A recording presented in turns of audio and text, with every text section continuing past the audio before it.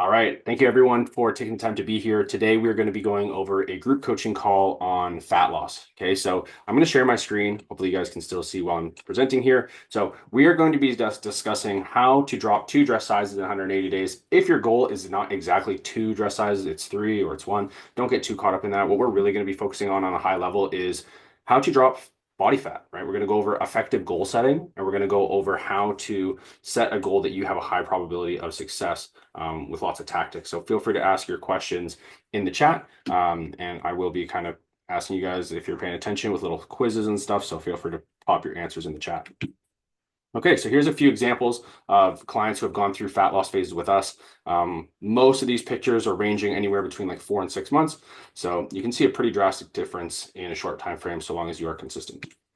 Okay, so mindsets to adopt. So try not to read ahead. We're going to go over these one at a time. So fat loss phases are best executed with a high degree of consistency. So what do I mean by this is it's better to go all in and be like very disciplined and being very accurate, weighing your stuff, going all into it because you'll get there much faster than going 50 to 80%. It will honestly take you 10 times longer if you're going about 50 to 80%.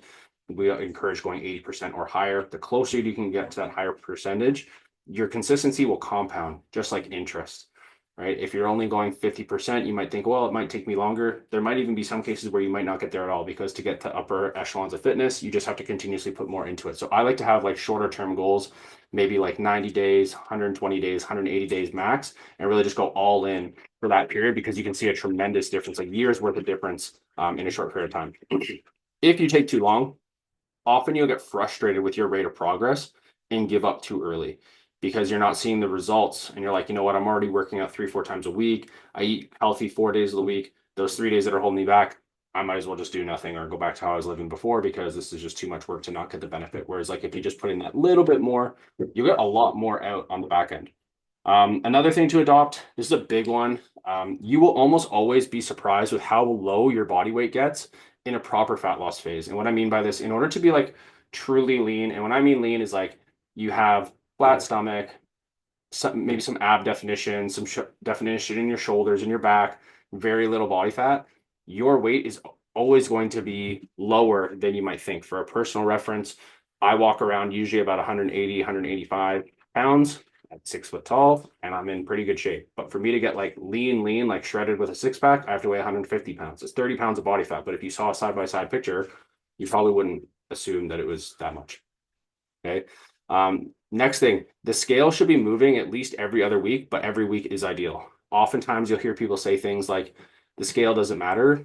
In a fat loss phase, the scale does matter. We want to be seeing some movement on that scale. The lower your body weight is or the leaner you are, the less it begins to matter. But if you have a substantial amount of body fat that you want to lose, or you have more body fat than you'd like, you do have to see that scale moving down because ultimately, what does losing body fat mean? You're taking weight off of your body. It does not get replaced in equal proportion with muscle, which is like a common thing that people think or believe or repeat. That's not true. We have to see the weight go down. Okay, what else? The scale is not the only important metric. We also like to focus on like photos, progress photos, measurements, gym performance, training footage, like form checks. I personally like looking at people's form checks to assess progress because photos are just like 2D. You can just see from like front, side, and back. Whereas photos, you can see somebody in action in the gym working out with a pump.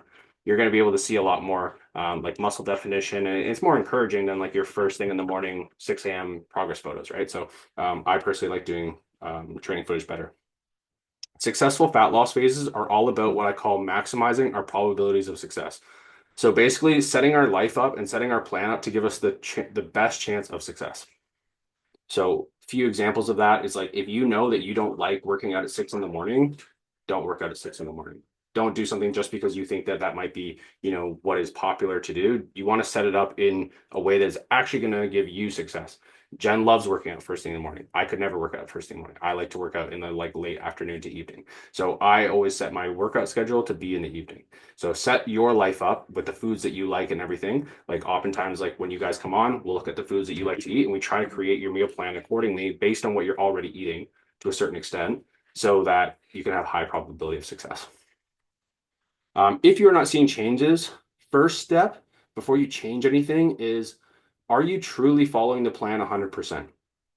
Okay, so oftentimes what people do or coaches will do, not seeing results, people drop calories. I say, not so fast.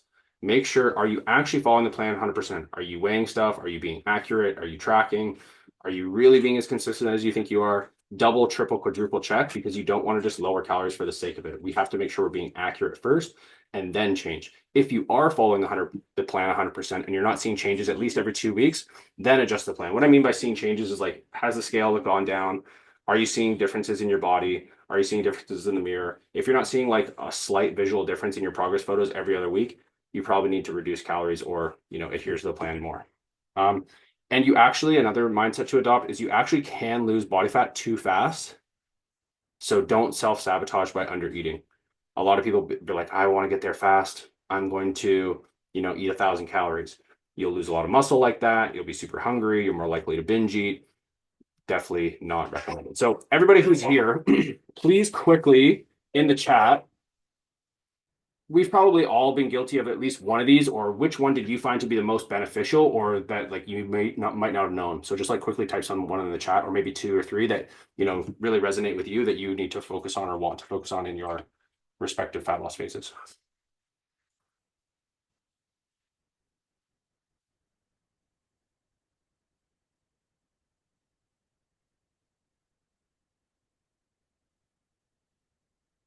Just quickly pop that in the chat. Just write one or two of them.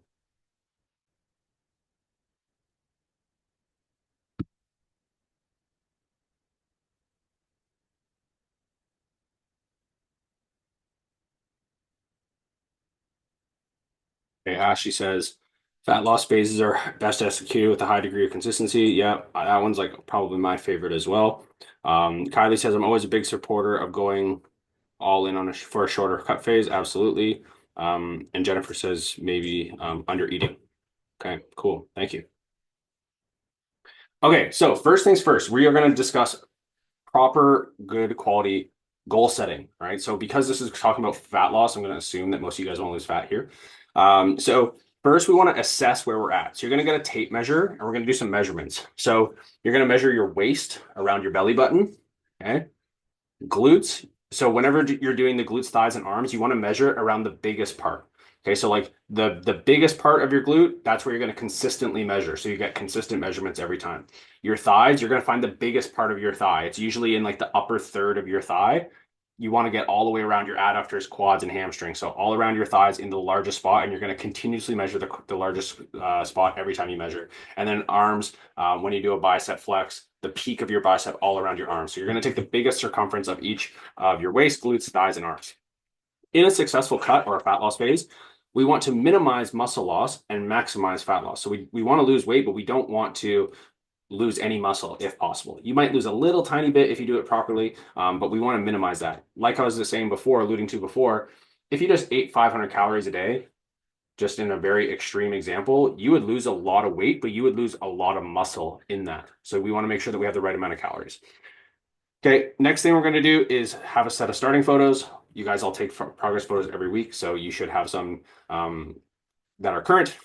Another thing that I love this goal is find a dress or a pair of jeans or an outfit that you want to fit into and try it on periodically. I think this is a really great way to like add a emotional element and a very tangible tactical element to the goal. Because sometimes that people say, well, I want to lose 20 pounds or I want to weigh a certain amount.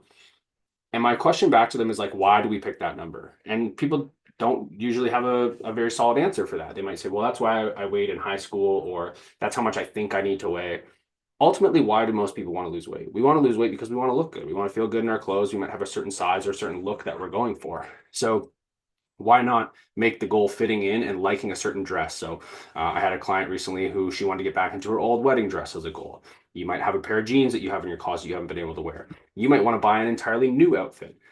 So that would be a cool goal and a great way to measure that progress. It's also a cool reward too if you like go shopping. We just had another client as well. She sent a picture to me and she goes, Sean, none of my old clothes fit anymore because I'm too small now. And I said, oh, poor you, poor thing. And she said, she goes, yeah, I have to do some therapy shopping. So it's a cool, fun goal, and it shows a very tangible way that like obviously you're improving. Because if all your clothes that used to be tight on you are now big, what happened? You got smaller. Okay, so we're going to find a dress or jeans or outfit that you want to fit into, try it on periodically. I would say like step one, try it on now. It might be nowhere near it. It might be close. You just have to decide and then try it on maybe like every like 3 to 4 weeks to see how you're doing. Now you're going to set a specific goal of where you want to be. And then I like to name the goal. So we've been doing this a lot with a lot of our newer clients, just to like try stuff. And I did this for my own goal as well. I got this idea from a guy called Dan Matrell. And I really think this is a cool thing because, again, if you can add more emotional ties and more personality to your goals, you have a much higher probability of success because you actually will care about them more. So a couple that we had one of our clients, Erin, she said she wanted to be beach babe 25. I think she might have said boat babe because she's going on her boat. Then I had another client who said she wanted to be tummy be toned. Another one said F off flab. She was a little bit more colorful with her language, but we're going to say F off for this. So these are some real examples that we've set within the last couple weeks. So create your own. Be creative. You don't have to do this right this second, but I would recommend like just writing this out because it will make a big difference. We also have a goal setting sheet that's in the community chat. So if you're like, you want to dive deeper into this, there's a whole training on that in there with a Google Doc attached to it. You just make a copy, write yours out, and you'll talk about the tactics in there.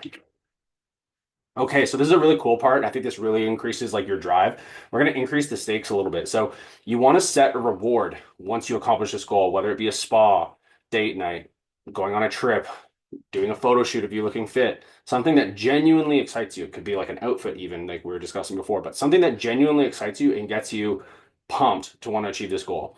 And the next thing is you want to set a consequence if you don't succeed. So this, unfortunately, humans are much usually better driven by consequence than reward. Okay, that's just how we're kind of wired. So a couple examples that Jan Matrell listed that I thought were pretty funny is he set a consequence that if he didn't have abs in 90 days, he was going to donate $1,000 to his ex-girlfriend and he was going to do a bodybuilding competition of like where he was at that day with no tan and nothing. So he was willing to get embarrassed and give money away to his ex-girlfriend. Another thing you could do is like donate money to like the opposing political party that you support, or buy your friends a dinner, or post on Instagram that you failed. Something that like you genuinely don't want to do that's going to make sure that be damned you're not failing. Like we had Cami, who's another one of our clients. She bet her friends. I think that if like she didn't like get into a certain size or weigh like 130 or something within the 90-day goal, she was going to give them all $250, and she's in a group chat of like 5 or 6 of her friends. So like she's been going way harder than she ever does, and she's very consistent. So this really does work. A little bit of behind the scenes. I set this goal for myself, and I told all of you guys that I was going to do this goal, and I also put it on Instagram. So if I don't do it, I look like a pretty big loser because I'm your coach and I can't, get myself in shape. So I've been truly 100% everything weighed out to the gram, nothing missed since I started. So it really having a consequence is highly motivating.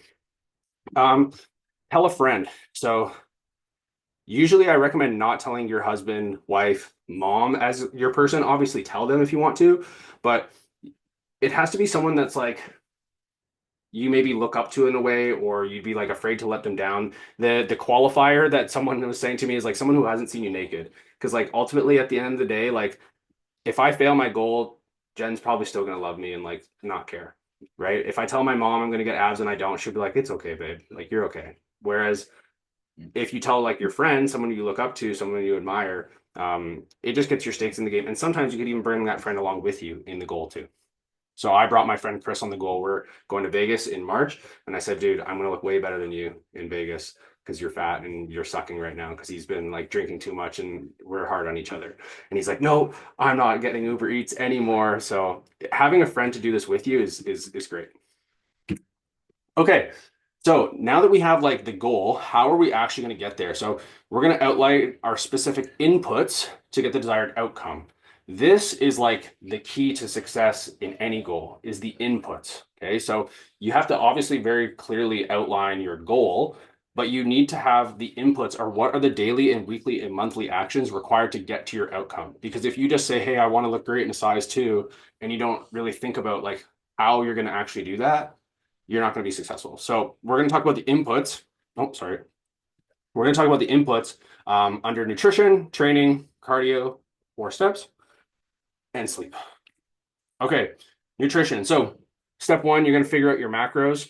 Okay, so all of you with us have those macros. Okay, But if not, there's calculators that you can use online. I don't want to spend too much time on this because we'd be here another like 3 hours. But you want to find those macros online or just go back off what you've done. To keep it super basic and super simple, if you are eating a certain amount of calories and you are not losing weight and you're being accurate, you're eating too much. So let's just say hypothetically you started off on like 2,400 calories and your weight was not going down. Maybe reduce that to 2,200 calories. If your weight is still not going down, maybe reduce that to 2,000 calories and just repeat that until you eventually lose.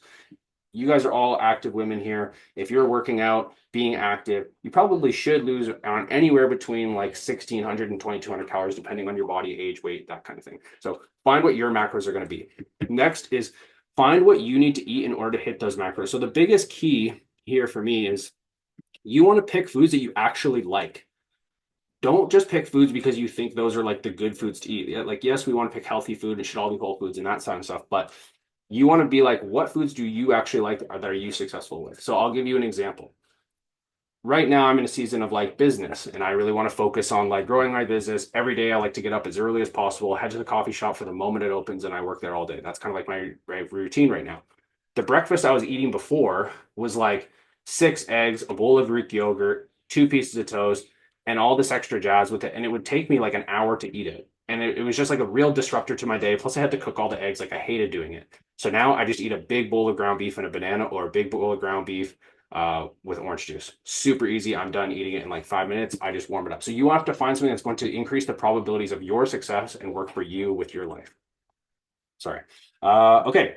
You then want to decide, are you somebody who's going to be more successful with a meal plan or changing your macros frequently? So for instance, if you like simplicity and you like to eat the same thing every day, I opt for a meal plan. I personally think meal plan is the better way to go in terms of speed of result. But some people are like, I can't possibly just eat the same thing for 4 months straight, Sean. There's no way I can do that. And that's fine. We're all different people. In which case macros will probably be a better bet for you. Okay.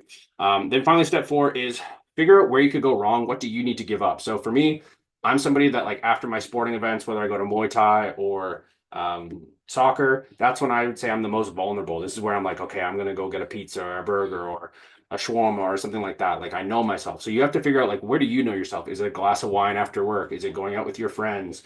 Is it going to the break room at work? Like, where could you go wrong and what do you need to give up to be successful? Step 4 is honestly probably the most important because I think most of us, 90% of the time in our normal everyday life, like, you're good at sticking to your meals. It's that 10% where we're kind of outside of our norm. That's where people are going to fall off.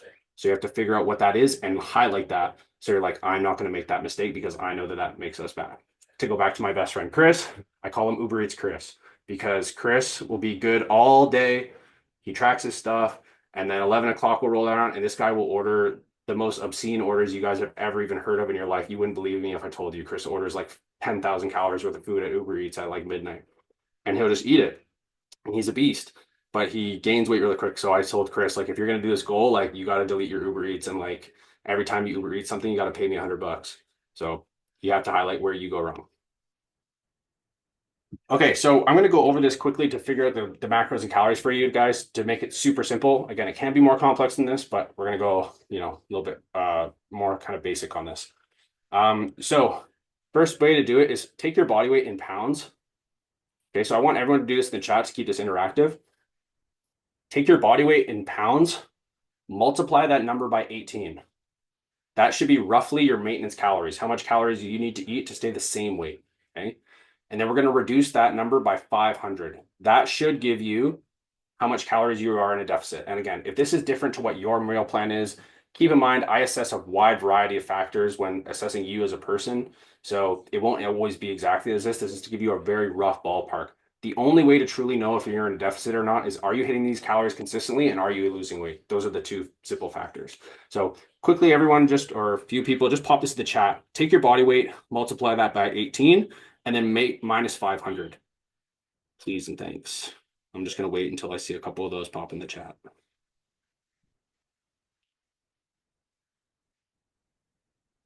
Okay, Kylie says 2,600. Ashley says 2,542. Jennifer says 1,450. Are you sure, Jennifer? Actually, you're kind of light. I don't know. That seems kind of light. Are you sure?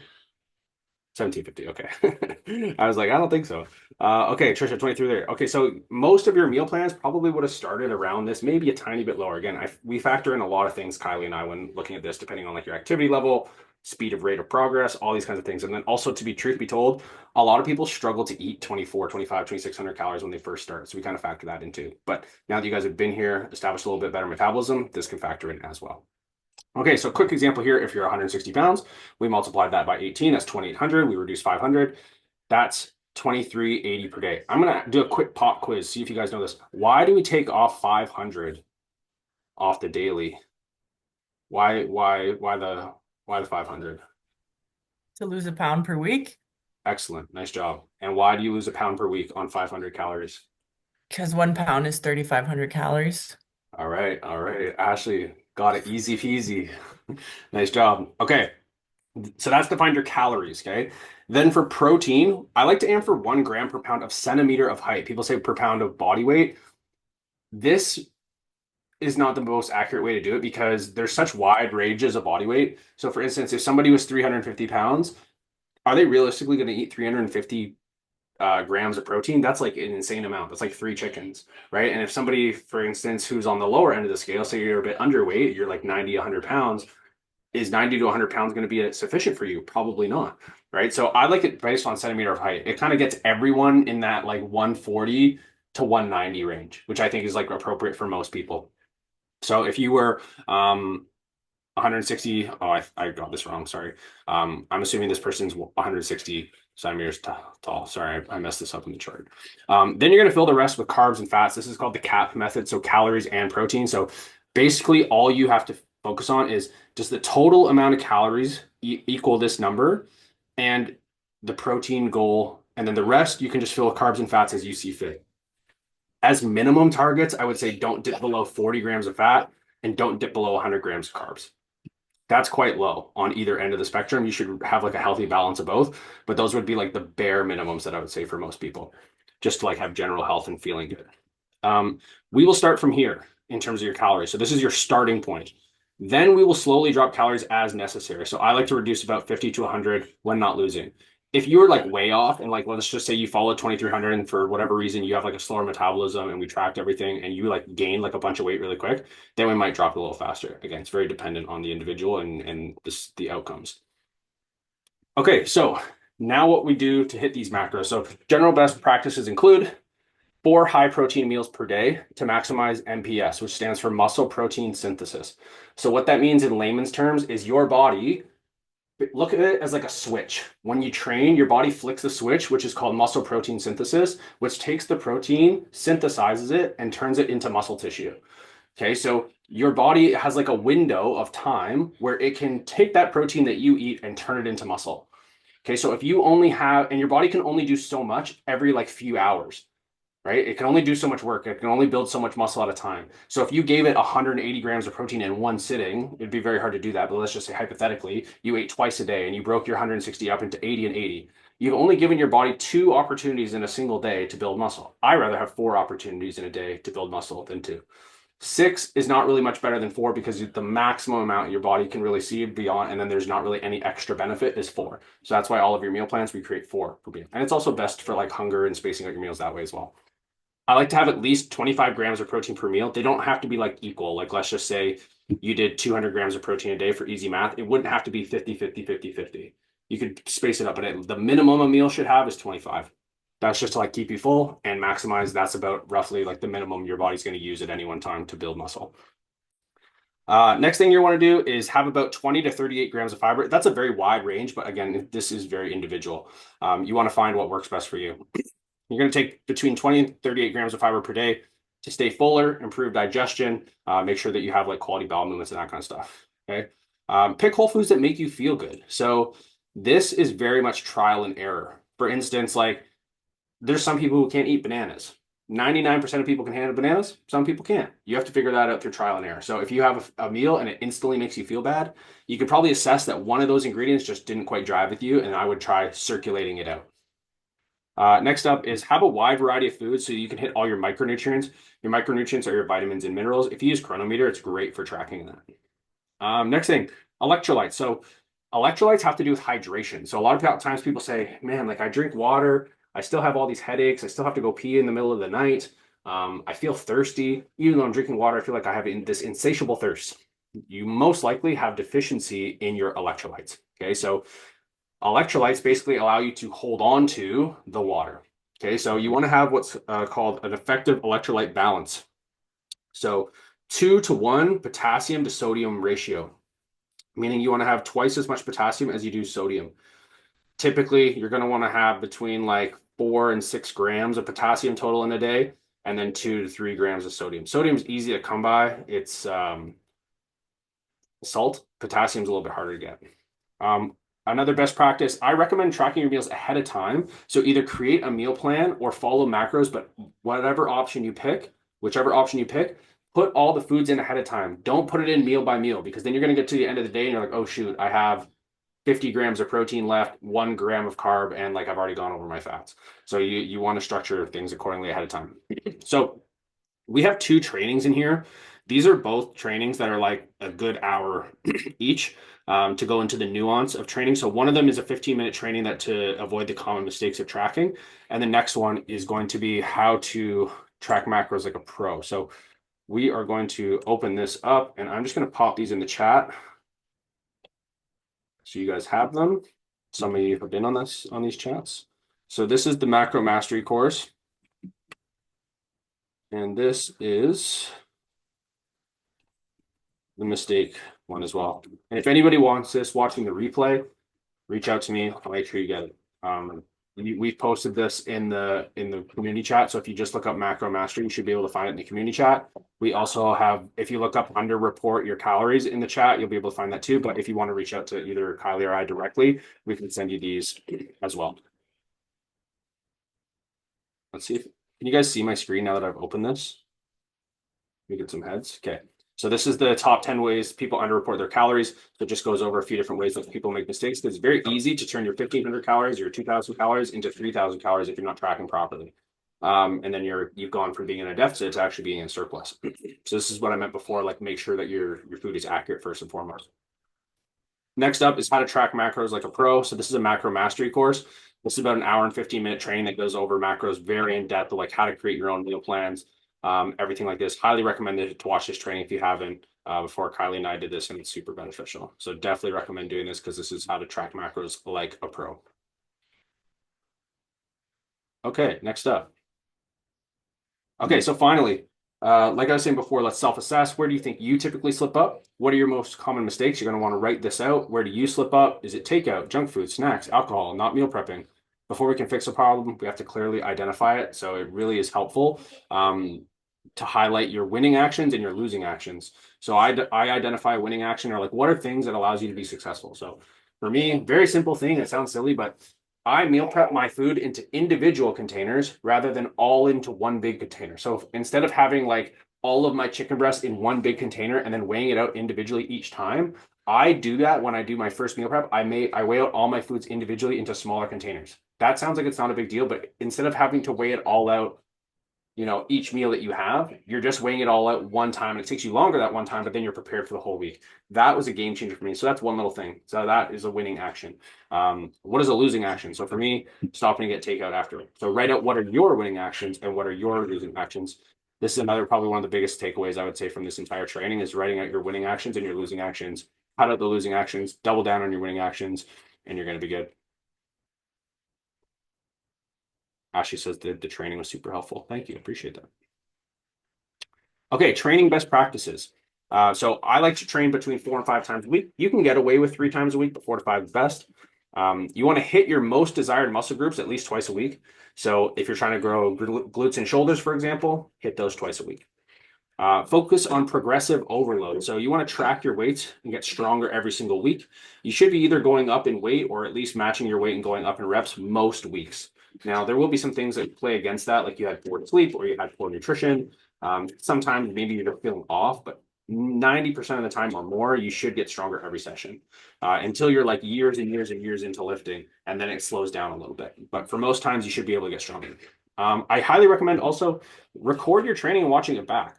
Obviously, welcome and highly encourage you guys to send us form checks, but you can also assess your own form too. Like most of us, you have a pretty good eye. Like when you watch your training back, you're like, oh, that doesn't look quite right. And then maybe you can ask for help, or you can just self-assess in between your sets and kind of adjust from there once you get a bit more familiar. Excuse me. Okay, next up, train to failure. You've heard us say this a million times. The last 3 to 5 reps of your train to failure, what that means on a very basic level is doing as many reps as you can until your body can no longer complete another repetition. Last 3 to 5 reps should slow down. You're making ugly faces, you're straining, you're like really pushing. This is what that training should look like. Don't just go to what the rep range says. If it says 10 to 12, but you could have got 18, don't just stop at 12. Get the 18. Focus on having good form. Full active range of motion. Keyword here is active range of motion. You want to focus on the range of motion of that particular muscle.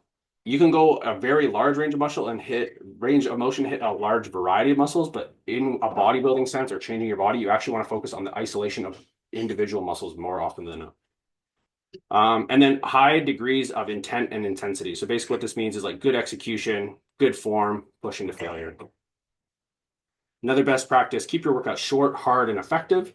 You don't need to be at the gym 2-3 hours to be successful. Honestly, most of my workouts these days are 45, 50 minutes and they're crushing. Like they're really good workouts. And we try to program yours to be the same. Allow rest days before hitting the same muscle group. So for instance, if you're like, hey, I want to grow my legs, so I'm just going to hit legs Monday, Tuesday, Thursday, Friday, 4 days in a row. You want to space that out so that your muscles can recover. Okay, so most of your training programs, if you're hitting legs twice a week, we reprogram it Monday and Thursday so that you have Tuesday and Wednesday to rest until you hit it again on Thursday. So you technically have like 3 sleeps because that's when you do your most recovery. In terms of working sets, so this is volume. So volume is how many sets that you do. A lot of people think, well, if I do more sets, I'll get a better result. Not necessarily. You want to get 6 to 12 high quality working sets to failure per muscle per week. That's actually not a lot of sets. You know, a lot of programs, when you see them, they're saying 4 sets of 10 to 12 across maybe like 5 or 6 exercises. That's an insane amount of sets. You're not going to be able to push those sets to failure, and you're definitely not going to be able to recover from them adequately. So 6 to 12 total working sets per muscle group per week. I like 6 working sets per muscle per workout. So if you're doing 12, you're going to want to space that across 2 workouts. If you're trying to get it all in one, the most you should be doing is 6. There are exceptions for this if you have like what I call easier exercises or isolation. For example, like taking a set of glute kickbacks to exercise to failure is like not a big deal. Like it's not super hard to recover from. Whereas if you did 6 working sets of back squats or deadlifts, like you're done. Like so there's some nuance there. But overall, your program should be 6 working sets typically. You're going to focus primarily on compound movements. So compound movements, to quick overview, are exercises that hit multiple muscle groups and multiple joints at once. For example, a shoulder press is a compound movement and a lateral raise is an isolation movement because the shoulder press works your shoulders and your triceps and there's multiple joints involved, whereas the lateral raise is just one at a time. It's more isolated. Okay. You want to include accessory and isolation work secondary to complement the compound lifts. So for instance, if I'm doing, let's just say an RDL, which is a compound movement, you might also throw in some hamstring curls on that day or some kickbacks to hit the glutes. Allow for 1 to 2 full rest days per week. This is huge. I would say 1 is the minimum, but 2 full rest days is also pretty nice too, because your body's going to recover and respond much better than trying to train every day. For women specifically, we typically try to design your programs to give you more of like an hourglass shape. This is where like the bodybuilding artistic component comes in. So we target glutes, back, shoulders, quads. So when building your training programs, make sure you're including exercises that hit those muscles primarily. Okay, cardio best practices. Set a step goal. I like to really focus on steps more than cardio because it's very easy to recover from. Cardio is really more beneficial to accelerate the progress or to improve your heart health, but cardio is not extremely necessary, especially right off the bat. It's kind of like a icing on the cake kind of thing. It's not the most important thing. So I like to start small with steps, work my way up, maybe start at 6 to 8K, work up to about 20K max. I find beyond 20K is when people start to run into recovery problems with like their Achilles and their calves and things like that. Like I was saying before, cardio is the icing on the cake, not the main priority. It's important, but it's not the biggest needle mover. Your training and nutrition are far more important. So put your eggs into that basket. A lot of people get into the mistake of like, oh, I overate, so I'm going to do extra cardio. You're never going to be able to work hard enough in the cardio to outdo going off plan on your diet, unfortunately. So make sure you are prioritizing nutrition and training first and foremost. In terms of cardio, I'd recommend picking either HIIT or LISS or a combination of both. So HIIT is what's called high intensity interval training. So it's more taxing. It's like an all out sprint followed by a long rest. So it's more taxing, short, high burst of output. So good way to do it that I love is going on the spin bike. You go as hard as you possibly can for like 20 seconds, and then you rest for like 40 seconds to a minute, and then you repeat that. LISS is steady state. This is more traditional cardio. So like on the Stairmaster, on the spin bike, treadmill, longer, more steady state throughout. So for HIIT, like I was saying, I like for about 4 to 6 rounds, 20 seconds on, 40 seconds off. I find if I go beyond that, the recovery like off a cliff and it's too much. 4 rounds is what I would start with, and it's ample, especially if you're doing it multiple times per week. LISS, you can get away with doing a little bit more. 20 to 60 minutes on the stairs, bike, incline walk, elliptical. When it comes to steps in cardio, we want to aim for minimum effective dose. What that means is we want to do the least amount of cardio possible while still getting a result. So don't just think if I do an hour cardio 7 days a week, that's going to be super beneficial, because there's a lot of detriments to that, like increased hunger, reduced recovery, feeling crappy, huge time commitment, burnout, these kinds of things. So do the least amount possible while still getting a result. Like I said, doing too much can be detrimental to recovery. Start low, work your way up as necessary. This is a big one. A lot of people get this wrong. If you do cardio and training together, always do cardio after your training, resistance training, not before. You want the prime focus to be your resistance training. If you do like a half-hour cardio before and then go try to lift weights, your resistance training is always going to suffer. Resistance training is the bread and butter, is the most important part. Then we get into the cardio afterwards if we do them together, but you're always so welcome to break them up. Okay, sleep best practices, 7 to 9 hours per week. I like to have my final meal at least 1 to 2 hours per bed. This is just to respect digestion.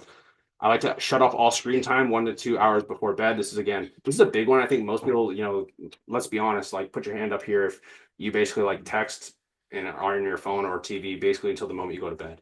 Like we're all pretty guilty of that. We text, switch the phone off, goes right beside the bed.